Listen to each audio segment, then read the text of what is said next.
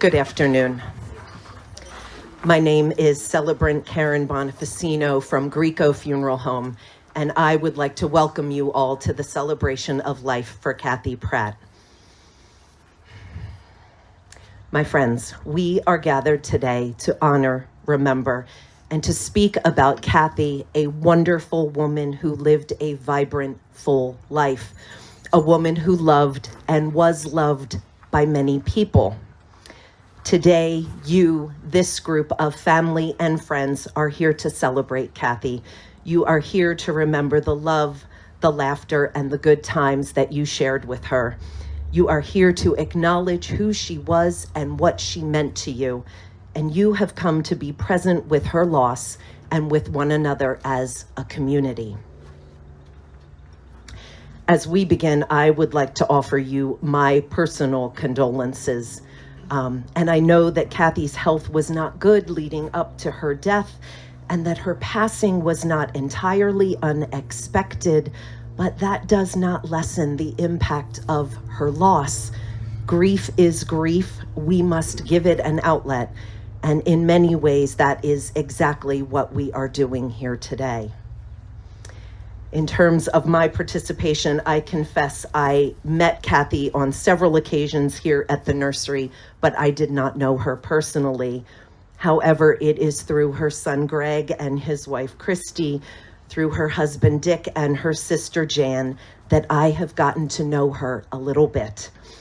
And it has been my great pleasure to learn about Kathy, about this kind, compassionate, empathetic woman whom you all loved so much, about this happy, funny, entertaining woman who loved to be in the spotlight, and about this dedicated, devoted, hardworking woman who gave so much to this garden center, her customers, her husband, family, and friends, most of all.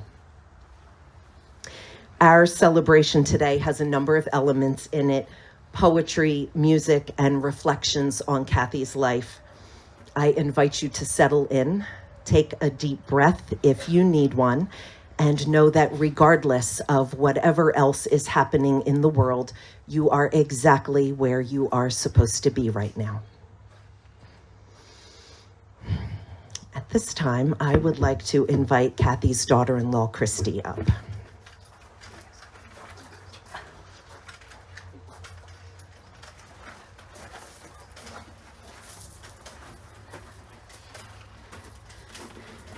Thanks for your patience.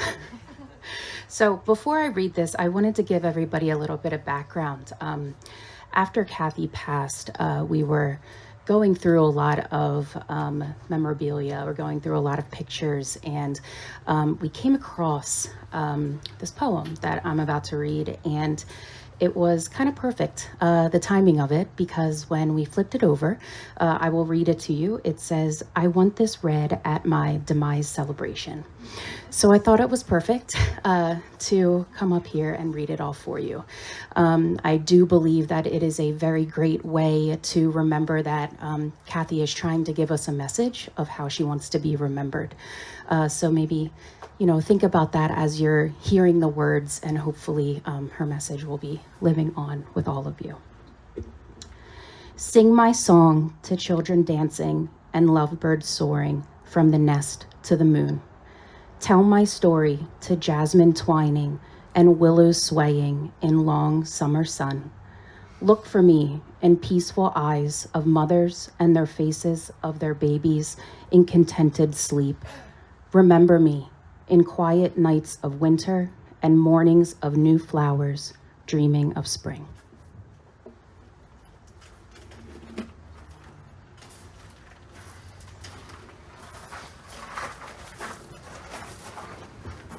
Thank you, Christy. So as I begin my talk, I'm going to repeat the last line of that poem. It says, "And mornings of new flowers, dreaming of spring."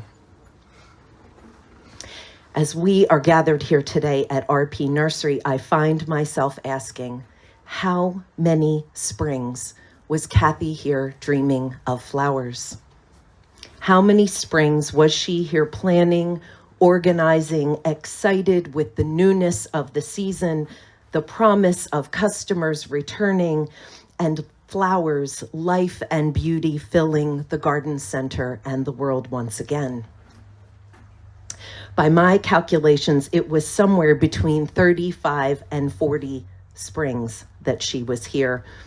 Decades of springs, decades of serving this community in the best way that she knew how, and how grateful we all are for it and for her. Kathy was such a unique human being. I don't have to tell all of you that. She was such a one-of-a-kind person that it's hard to know where to begin when speaking about her life.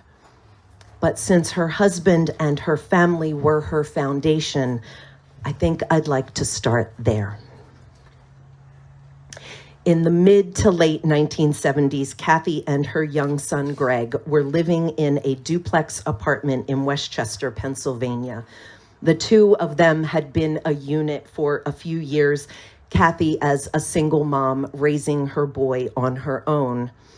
Her future husband, Dick Pratt, came into her life on a fateful New Year's Eve when Dick showed up for dinner at his cousin's apartment in Westchester, only to find that his cousin had also invited the woman who lived upstairs, Kathy. Not surprisingly, the two of them hit it off right away, and Dick said to me, right from the start, there was something there. 2 months later, unable to forget about this woman who he had met on New Year's Eve, Dick showed up at her apartment one day, and that was it.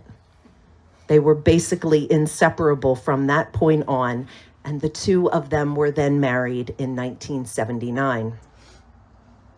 When it came to their relationship, Dick and Kathy were a good match, a really good match. In all their years together, according to the family, they never spent more than 48 hours apart. They loved to just spend time together, whether it was at their house in Deltaville, Virginia, or going for car rides on Sunday afternoons after the garden center closed, or working together, which, let's face it, not every couple can do. They were husband and wife and best friends. Would that we could all be so lucky. When it came to her son, Greg, when it came to her son, I asked Greg if Kathy was a strict mom who made him clean up his room and do his homework and chores and those kinds of things. And the response that I got was, hardly. As you can imagine, Kathy was more the playful mom, the fun-loving mom, the one who laughed and sang with her child. And these qualities were not shared just with Greg, but with his girls, Ashley and Kayla, when they came along. Greg explained that Kathy actually took care of the girls on weekday mornings for several years when they were little. He would drop them off at her and Dick's house around 7 o'clock in the morning, and she would keep them for 2 or 3 hours and then take them to daycare before she went to the garden center.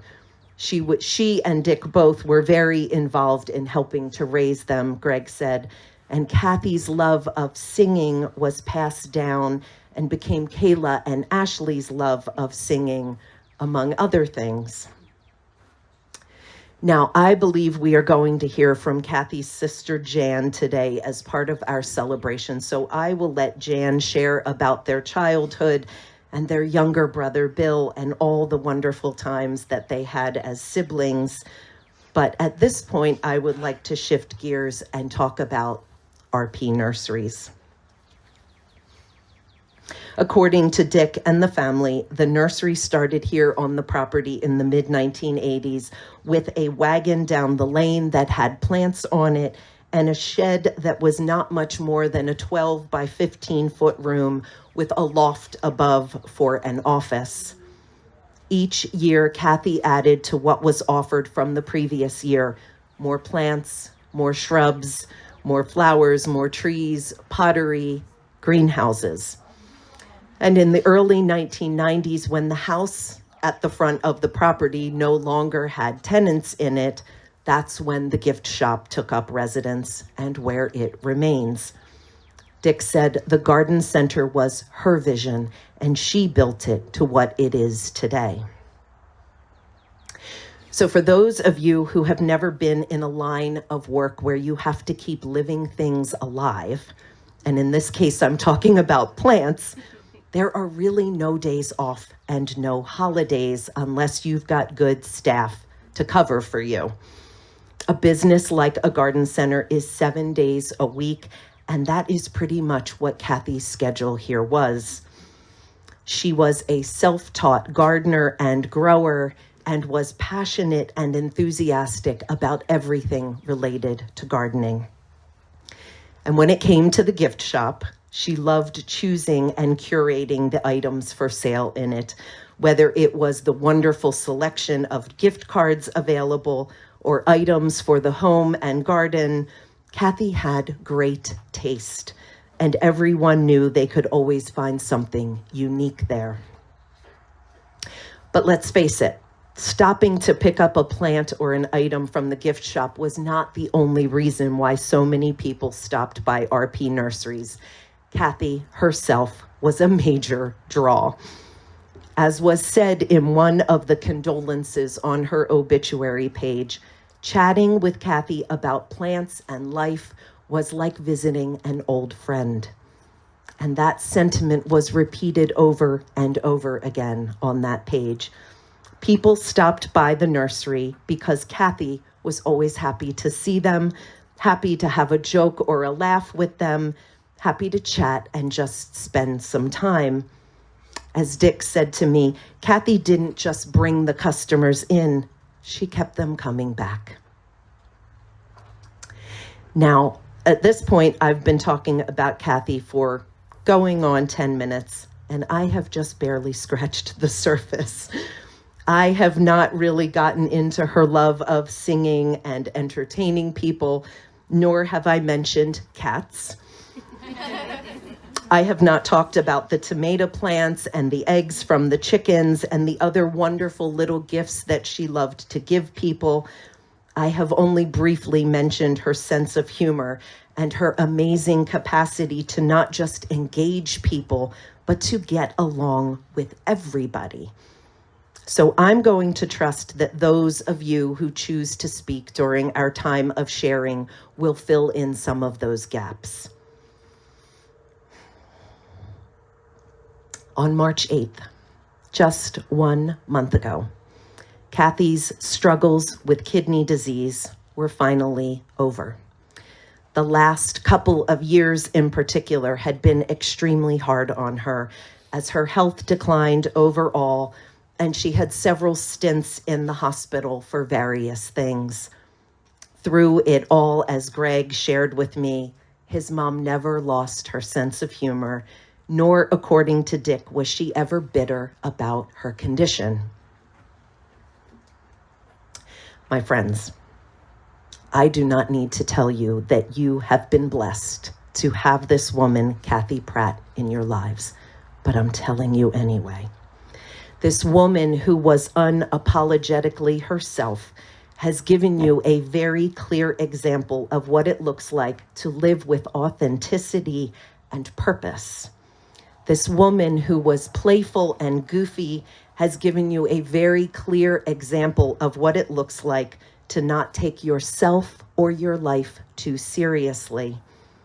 This woman who was genuinely understanding and caring has given you a very clear example of what it looks like to show up for other people with your whole heart and your whole self.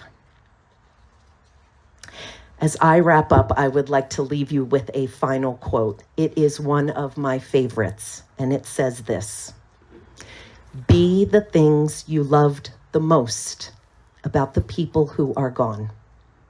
And I will say that again. Be the things you loved the most about the people who are gone, which is another way of also saying imitation is the sincerest form of flattery, right? There is so much about Kathy that is worth imitating and emulating, and each of you gets to decide what that looks like in your own lives. May you find healing and peace on that journey, knowing that so much of Kathy's love and spirit is still right here with you and will remain. Thank you. We, at this time, have an audio clip of Kathy and Greg singing together. Kathy is playing guitar, and Greg is about 7 years old. Please enjoy.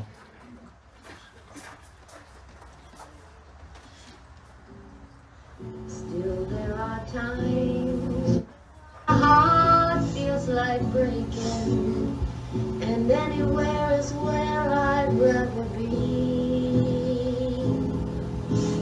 Oh, and in the nighttime, I know that it's the right time to hold you close and say I love you so.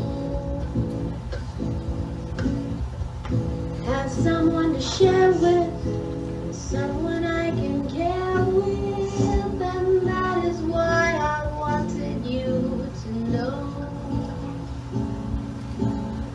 Sometimes I feel like a sad song, like I'm all alone without you. I know that life goes on just perfectly, and everything is just the way that it should be. Still, there are times when my heart feels like breaking, and anywhere is where I'd rather be. Oh, and in the nighttime, I feel that it's the right time to hold you close and say I love you so. To have someone to share with, and someone I can care with, and that is why I wanted you to know. Sometimes I feel like a sad song, like I'm all alone without you, without you.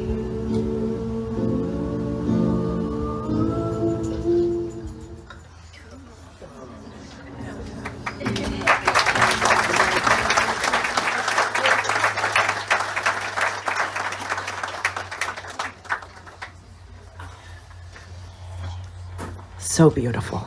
Thank you. So, as you have heard me speak, I have shared the broad brushstrokes of Kathy's life, but clearly you are all the ones who knew her best.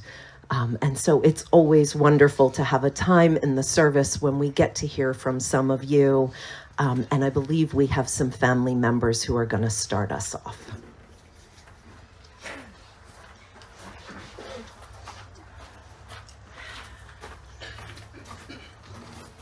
Goodness. Hi, I'm Kathy's sister.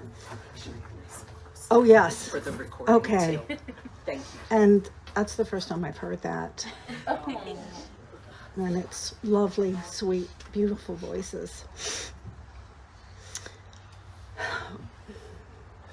When Kathy was in hospice and unconscious in Chester County Hospital, the things I wanted to say to her centered around memories of our childhood.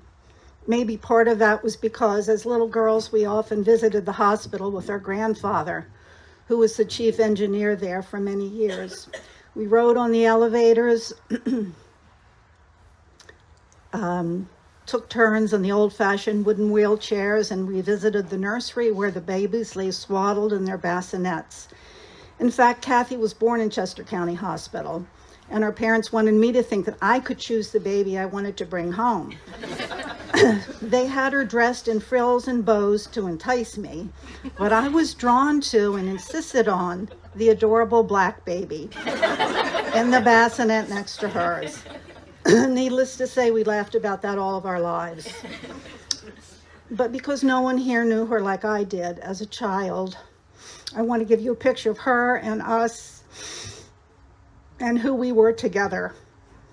Kathy, before her wildly curly hair and her broad shoulders, had straight white blonde hair that framed her round little face. Because Daddy cut our hair, our bangs were always crooked. Her eyes really did sparkle. In every picture of the two of us going to Sunday school, she appears to have on white gloves 3 sizes too big. Mother's gloves, I'm sure, as Kathy was always losing hers. Mismatched tees and shorts were our summer attire. She loved braids and ponytails and party dresses. We grew up in a 3-bedroom house, a 1-bath house in Richmond, Virginia. We shared a bedroom and a set of maple twin beds where we laughed, whispered, or giggled ourselves to sleep every night. On our living room floor, we read our comic books and the Sunday funnies. We played Old Maids, Go Fish, Clue, Chinese checkers. The object didn't seem to be to win, but to make the other laugh with our purposefully outrageous methods of cheating.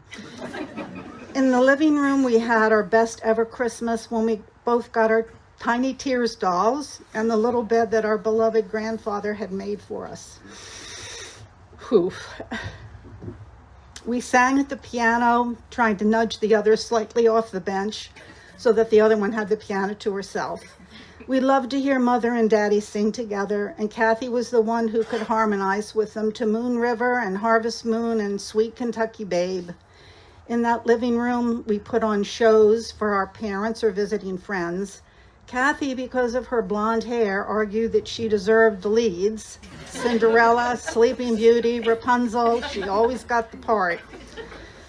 She was the brave one. If we woke up too early and it was still dark, she wasn't afraid, like I was, to go to the unlit kitchen to see the time.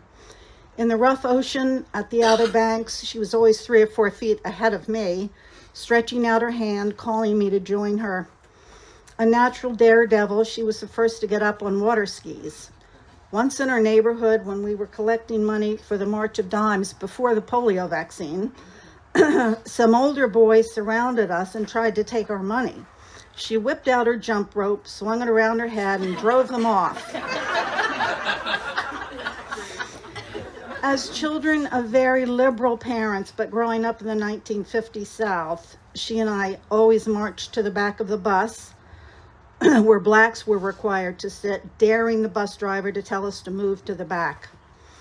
And Kathy was a funny little girl. Our parents always laughed when she speedily recited the last names of the presidents, imitated a British accent, impersonated Jerry Lewis, or sang in a super high falsetto, Snow White's "I'm Wishing for the One I Love."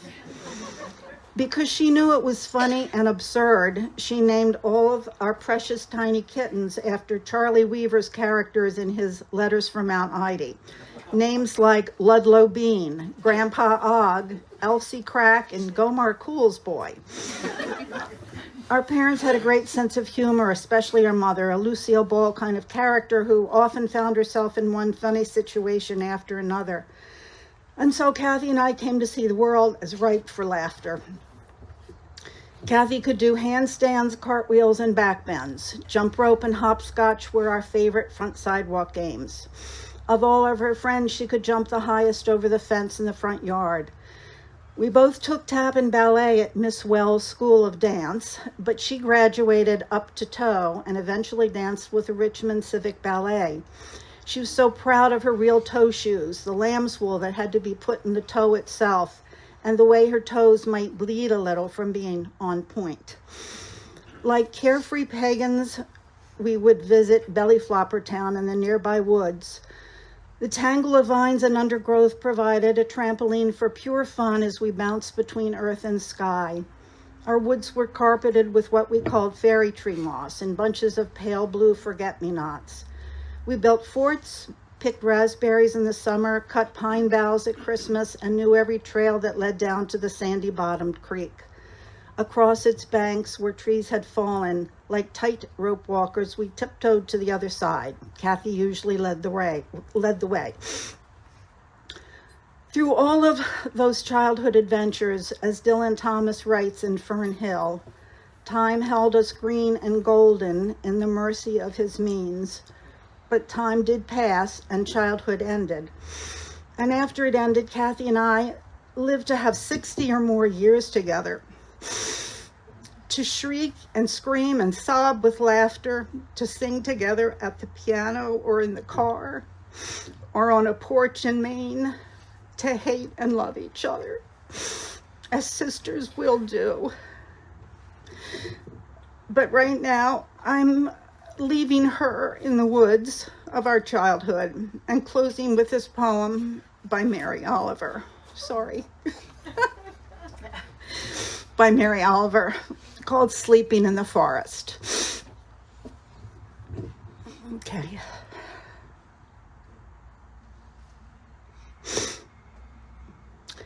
I thought the earth remembered me. She took me back so tenderly, arranging her dark skirts, her pockets full of lichens and seeds.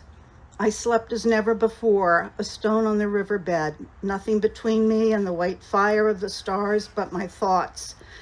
And they floated light as moths among the branches of the perfect trees. All night I heard the small kingdoms breathing around me, the insects and the birds who do their work in the darkness. All night I rose and fell as if in water, grappling with a luminous doom. By morning, I had vanished at least a dozen times into something better.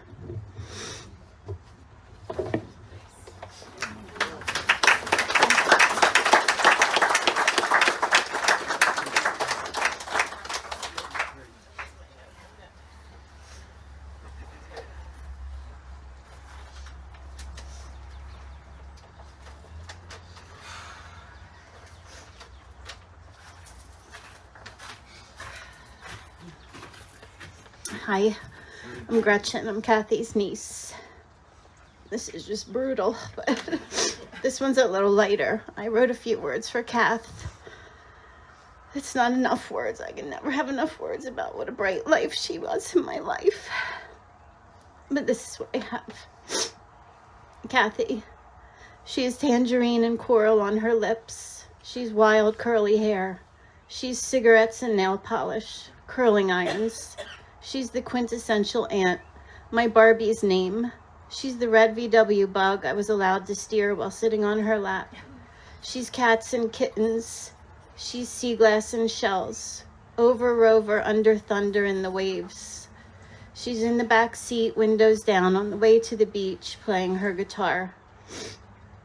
She's Rennie's pickles and lemon butter. She's my mother's sister.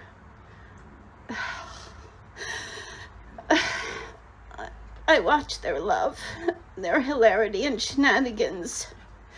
Kath is under the table now, eyes squeezed tight, giggling. We laugh so hard our sides hurt. I know I want to be here because she is here. I see her through the eyes of a child, a teen and an adult, but the focus is the same. Kathy is laughter, she is love, she is mine.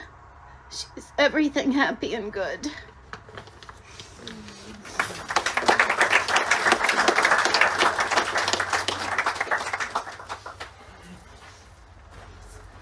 Thank you, Jan and Gretchen. Yeah, beautifully said. I'm now going to open the floor to anyone who would like to share a few words.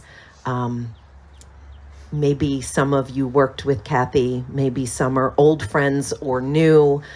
Maybe we have more family members who would like to speak.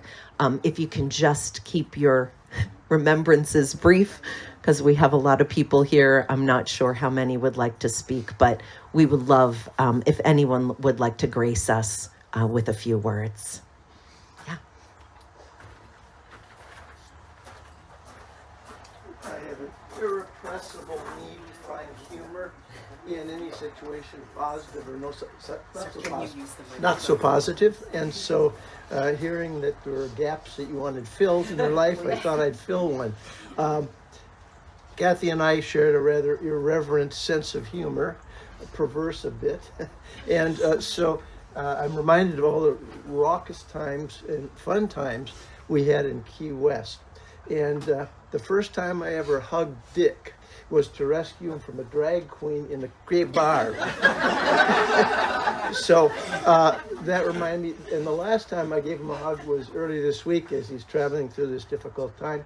And he reminded me how I tend to, he wasn't directing at me, but how I tend to take things for granted and realize that you do that at your own peril because friends and family mean a lot more to you than you realize on a daily basis. So. Thank you.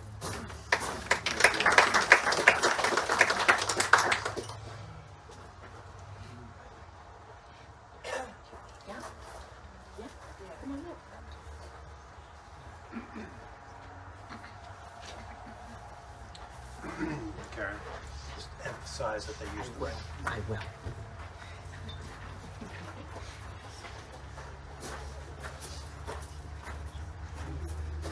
Kathy worked for my husband for a number of years, and I always blamed her for our marriage.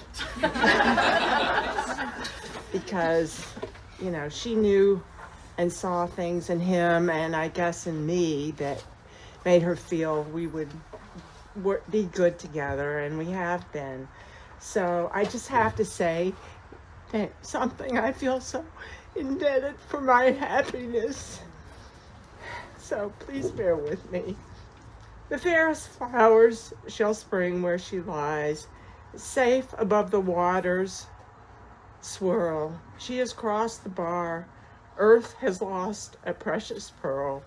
Heaven has gained a star that shall ever sing and shine for my beloved friend. Kathy, I miss you so much.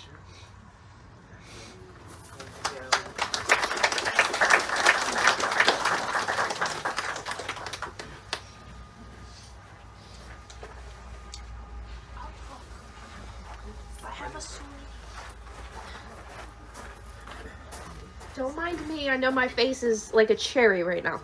Hi, I'm Olivia. If some of you don't know me, I'm best friends with Ashley and Kayla. You couldn't tell Kathy that I wasn't her grandchild because she wouldn't believe you because I was always with them. Some of my fondest memories were going to the Outer Banks with their family and just having the best time. The world really has lost a really beautiful woman. No one will ever be like her. I always have said it. No one can be like her. She was amazing. One memory I have is we used to play, her sister talked about the board games that she loved, and we always played board games. We played Taboo, we played charades, we did all this stuff at the Outer Banks. We always had a game night, and it was the funnest thing. The one time we played Taboo, and you get a category and you kind of have to the other team has to guess what it is without using certain words. So I remember the one time we said, "Oh, you're gonna get it. It's something Richard loves. He loves it. You have to get it." And she said, "What, alcohol? What is it? Alcohol? I don't know." And I'm not kidding you, we were on the floor crying for like an hour. It just was the funniest thing I've ever experienced in my life, and I will never forget her. She was the best. So I'm so glad I got to know her.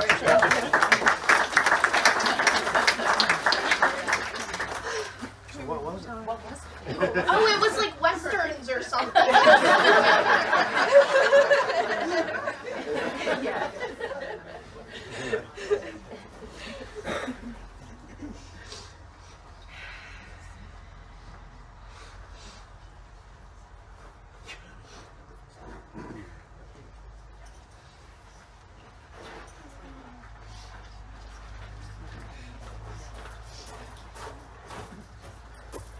Hi, everyone. For those of you who don't know me, my name is Jonathan. And Kathy gave me my first job when I was nearly 13 in a career that I'm very, very grateful to be in. And I will never be able to thank her enough for that. But I will say, because of her wicked sense of humor, I did just want to say that I think that her laugh and the way she could just make anyone just completely lose any sense of composure was probably one of the greatest gifts. Whether it's when the rooster she had dubbed Satan chased me from this very spot halfway around the nursery and into the front door of the shop, to which I ran in and slammed the door and screamed, "Satan's after me!" To which, I kid you not, they must have been nuns, were in the gift shop. And Kathy's face just dropped. And so I just go back to her incredible smile and laughter. And the other one was when Ashley and Kayla, when you were very, very little, and she was sitting on the porch, and who lets a 13-year-old plant or a 15-year-old plant an acre of a garden? Kathy. And I was in the garden weeding, and she was taking care of you on the front porch, and I happened to accidentally weed a snake, which terrified me, and I accidentally did a backflip somersault over the fence. And when I stood up, she was bowled over laughing, holding you two on the porch, trying not to fall off the porch. And so I just will never, ever, ever forget her laugh and her smile, and how she was a force for all that is good and for everyone and everything she loved.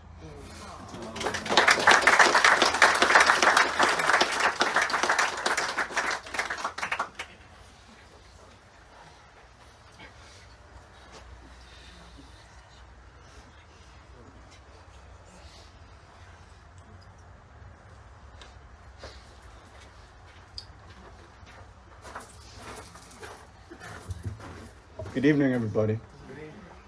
So when I was 5 years old, I remember my mother brought me here to this wonderful nursery, and I walked in and it was just jaw drop. I mean, it was an amazing spot, and I remember it being a very emotional spot for me, where I learned to cherish plants and agriculture. And I remember when I was 12 years old, she offered me my first job. And it was the most wonderful thing in my life, because she taught me how to be a hard worker, a good man, and to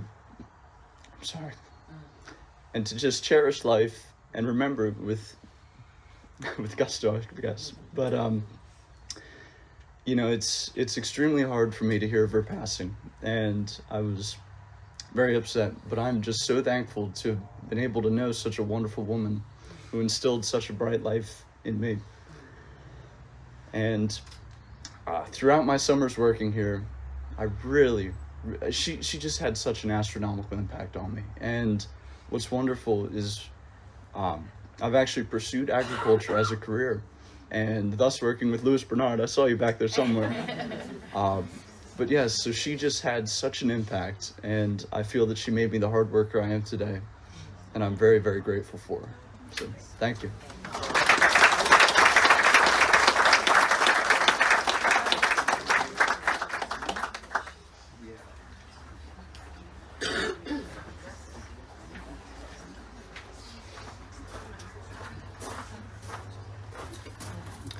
Hey everyone, my name is Morgan Boyle, and I'm Greg's roommate from college.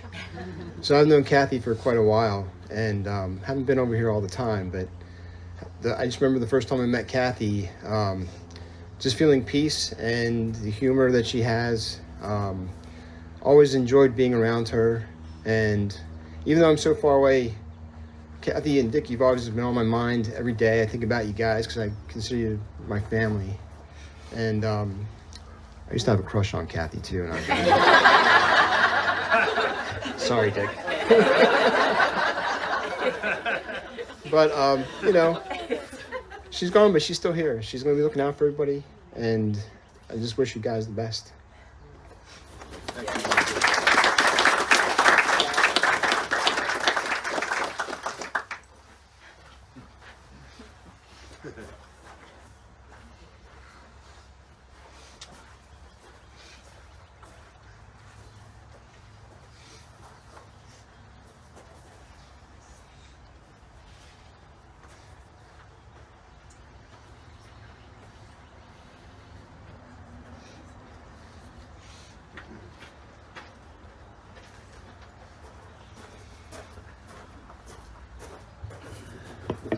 Hi, my name's Arthur Sless, and I knew Kathy way back.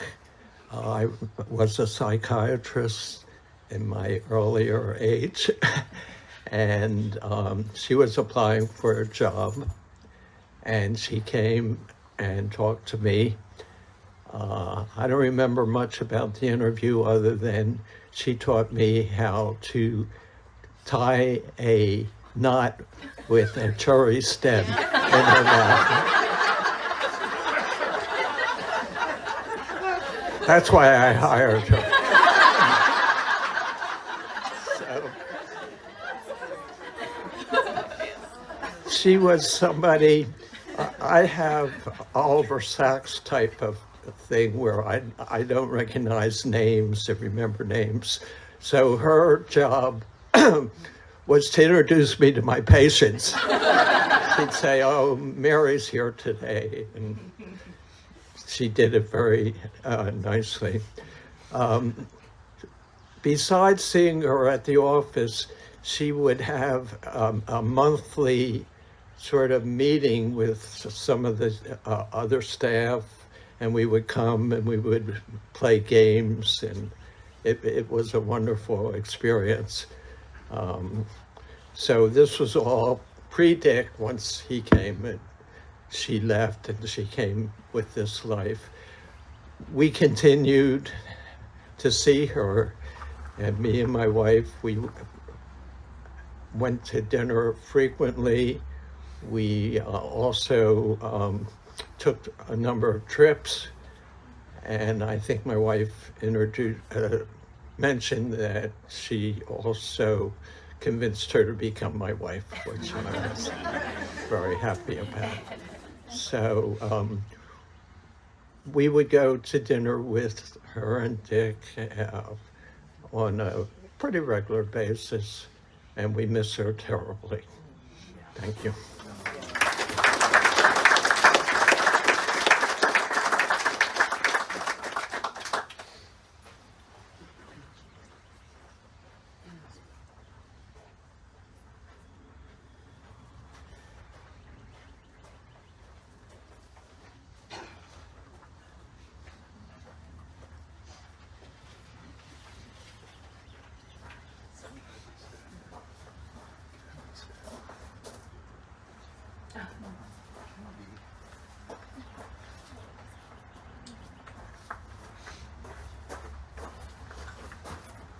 I've known Kathy for many years.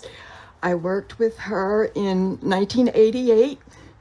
I had met her earlier at the hospital, and then when I not retired, but stopped working at the hospital, I came here and worked with Kathy for a year.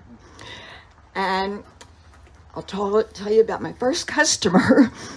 The trees were hanging over there, and there was a big, beautiful 12-foot tree, and Kathy's pointing out the trees to me, and she said, you know, you can talk to the customers. And of course, I didn't have experience talking to customers, but somebody pulled in, and a lady came out, and she's looking around, and she's looking at the biggest trees. So I'm standing with her, and I'm trying to, you know, touch the branches, and I didn't know what to say. It was my first customer. So anyway, I looked in the tree, and there was a bird's nest. And I went, "Oh, there's a bird's nest." And Kathy goes, where? And she comes running over, and Kathy said, "That's good luck." And the customer said, "I'll buy it." I mean, it was a big tree. So that was my first sale. I miss her so much.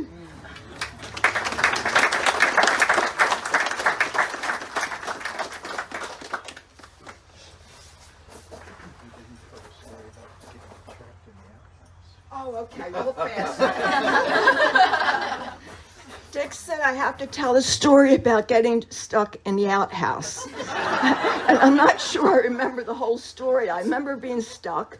I remember Dick's dad didn't want to help me get out of there. He said, "You have to get out on your own." I said, no, I'm stuck in here and it's hot.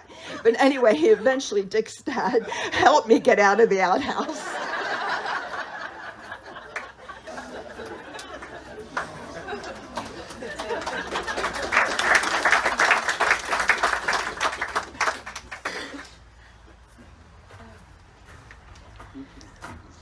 I think we could be here for 3 days. In the interest of time, unless there is someone who is... We're going to close it with one more family. Okay, go for it. That's what I was going to say. One more, please. Perfect. Okay. Kathy's nephew. She called me Tommy. I've been asked to read this poem.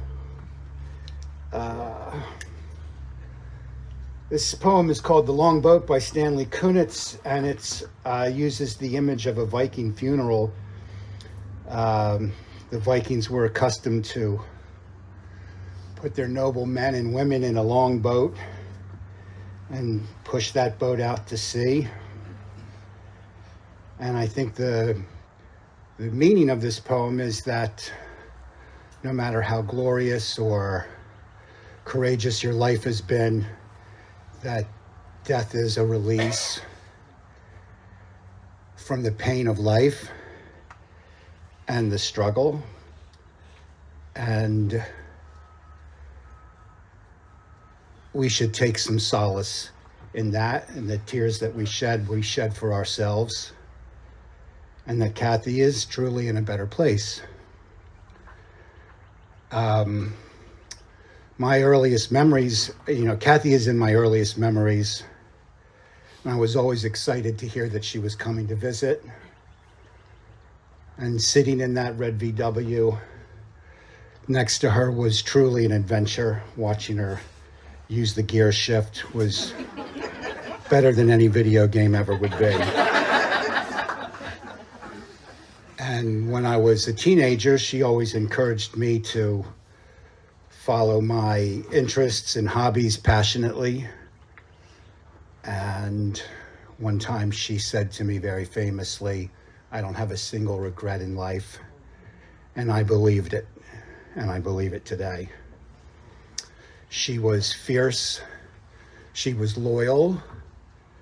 If you've ever read the Iliad or the Odyssey, you know what I mean when I say she was as generous as a Greek hero.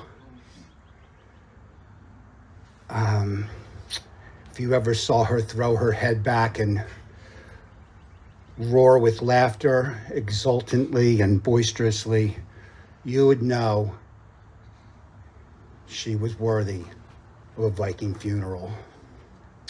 So here's the poem. When her boat snapped loose from its mooring under the squeaking of the gulls, she tried at first to wave to her dear ones on shore, but in the rolling fog, they'd already lost their faces. Too tired even to choose between jumping and calling, somehow she felt absolved and free of her burdens, those mottos stamped on her name tag: conscience, ambition, and all that caring. She was content to lie down with the family ghosts in the slop of the cradle, buffeted by the storm, endlessly drifting. Peace, peace, to be rocked by the infinite, as if it didn't matter which way was home, as if she didn't know she loved the earth so much she wanted to stay forever. Thank you.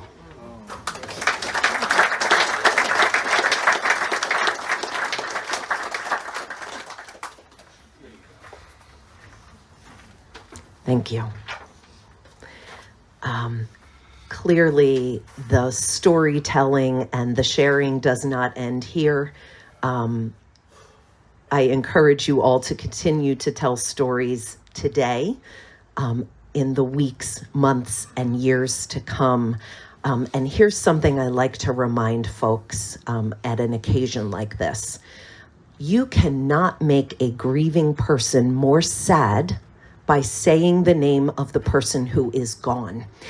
You will actually have the opposite effect. When you say the name Kathy to Dick or Greg or Jan or any other of the close family members who are here today, you will be reminding them of her life, not of her death.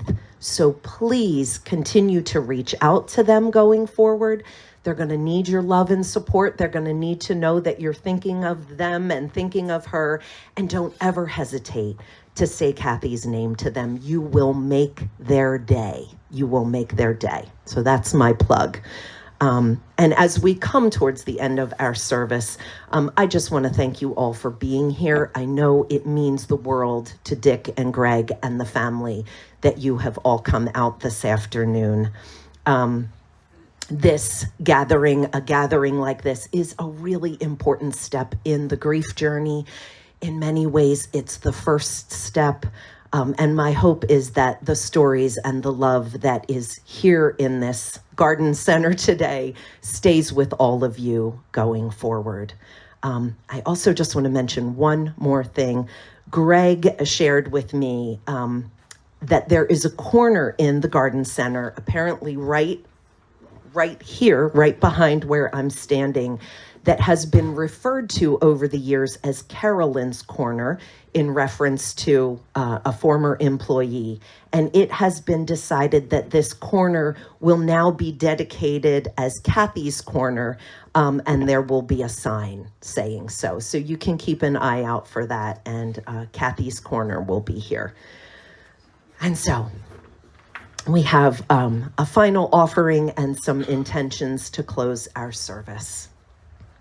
Spirit of love, we thank you for our time here together, remembering our departed family member and friend, Kathy Pratt. We are grateful for the opportunity to come together as a community to support one another and bear witness to our loss. We commend Kathy into your care and fold her in peaceful rest. Hold her tenderly in your embrace of light, where she is fully healed and safe, perfect and whole as you created her. Spirit of life, be present to us in our time of sorrow. Help us to emerge from our grief stronger and more certain that love is eternal and joins us forever beyond time and space and physical form. Help us to know that in the circle of eternity, in the light of your boundless grace, we will all meet again. May it be so, and thank you. Our service is now ended. You are all invited to stay, have some food, some drinks, a time of fellowship. And I know there's pictures and a slideshow and all kinds of wonderful things in the greenhouse next door. So please stay, and thanks again, all of you, for being here.